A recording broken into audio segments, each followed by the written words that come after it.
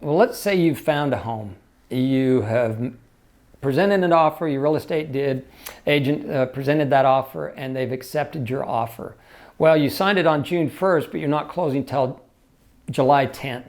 So you have 40 days. What happens in that 40 days? Well, that's where you're going to go through the whole qualification process. We talked about pre-qualifying this one. Now you're going to be qualified. They're going to send your information into an underwriter. They're going to look over everything. They may have questions, concerns. You may have to obtain more documentation that you would give to that lender, which would send it into their underwriter. Also, during that time, you are able to, they will give you some disclosures. They'll send you a title policy. You can look over and see if there's any encumbrances, any liens, anything that looks concerning, and you can deal with your real estate agent, your real estate professional regarding that. Also, you're going to get a seller's disclosure. If there's anything wrong with the house, they're disclosing to you anything that they know about or that they're aware of. Make sure you look through that.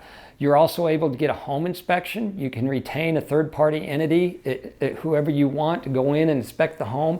If you're spending $500,000 on a house, and it costs you $500 for an inspection, it's probably a good investment to make sure that there's nothing wrong with the house. And so you're able to do that.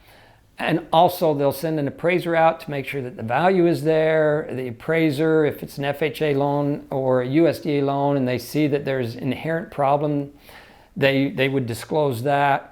It's your time to do your due diligence to make sure that you've lined everything up, the lender's lining everything up, the real estate agent is making sure that we're meeting our dates and obligations, and you finish all that up and tie it off. And let's say you finish, the end of the month, 10 days prior to. At that time, you go to the seller and say, seller, we're ready to close.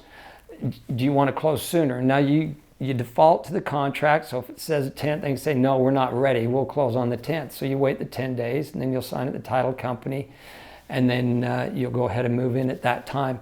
So it's just a time for you to get everything together and work with those professionals in your behalf to make sure that you can meet that date of closing.